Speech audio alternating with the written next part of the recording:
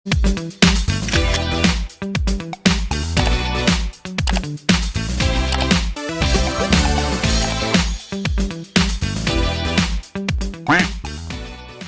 ka-Farda, it's Farda here and welcome back to my channel! Yan, ayan. So, for today's video ay, alam niyo na sa title, so gagawa tayo ng DIY wedding shoes. DIY bride wedding shoes. Basta, yun. Okay, so before that, flex ko lang yung bagong dating kong ring light. So, iba pala talaga yung pag may ring light. So, ito siya. Kakarating lang. In-order ko sa Lazada. Hindi ito kasali ha. Maninginging. So, ito lang. Ito. Tapos, may switch siya. Ganyan. So, it took almost 1 month bago siya dumating. So, yeah. Kaya na. At least. So, ang gagawin natin ngayon is this one. As you can see, old na siya. Ayan. And napag-isipan ko, ako kasi yung taong kuripot. I mean, hindi all the time, but I'm just being practical. Kasi kung bibili ako ng bago, tapos isang araw lang din siya mong pwedeng gamitin, so wag na lang. And meron naman ako ditong lumang sandal. So, let's see if may magagawa pa tayo. And if it's okay, then go. And if hindi, so yeah, bibili na lang talaga ako. So, without further ado, let's go!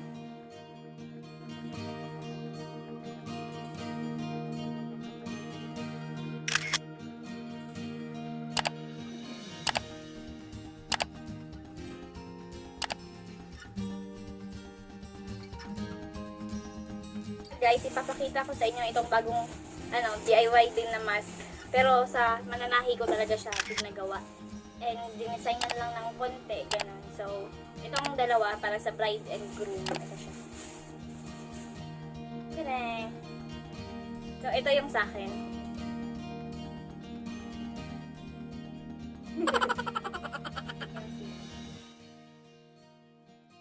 Ayan.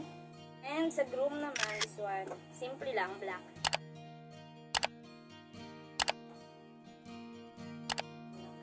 Ilagyan lang ng ganito para partner dito. Yung sana plain lang na black pero parang may sense of relationship. So ayan. Share ko lang. And kaysa bibili pa kami, di ba? So, why na lang. And then kami lang talagang meron kasi kami lang yung design. Okay, so let's go to the shoes. So ito lang yung binili ko. This one lace.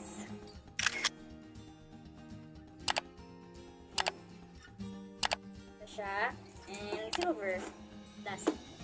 Kasi napag-isipan ko na ibabagay ko siya sa gown ko kasi yung gown ko with silver Kimberly yun. So ito. So ang unang gagawin is actually guys hindi ko talaga alam anong gagawin ko.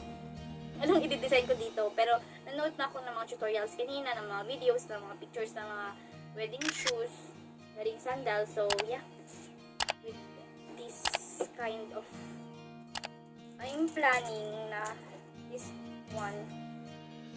Ganyan. Hindi lang ba siya? So guys, napag-isipan ko na mag-acrylic paint ko muna ito siya. Para hindi klaro yung mga patches, itong mga green na.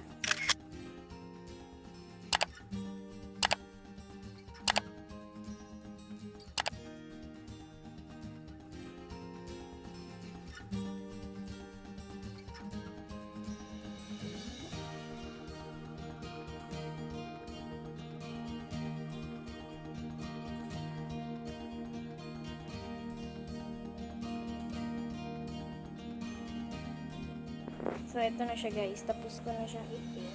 And, in-all white ko na lang siya para, talaga. And, ipapadry ko muna. Okay lang yung mga, yung parang kasi, plano ko itong silver, ibubuhos ko dyan lahat.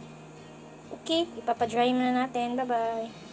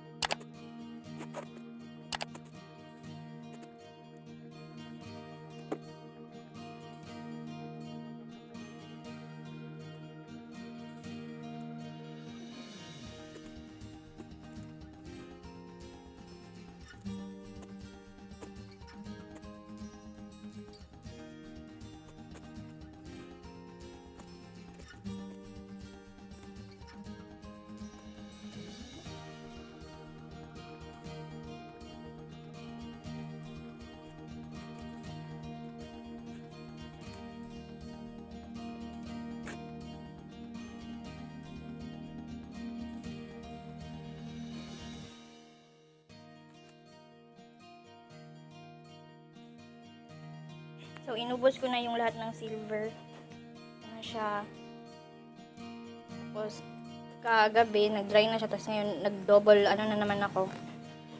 Para, ano talaga siya.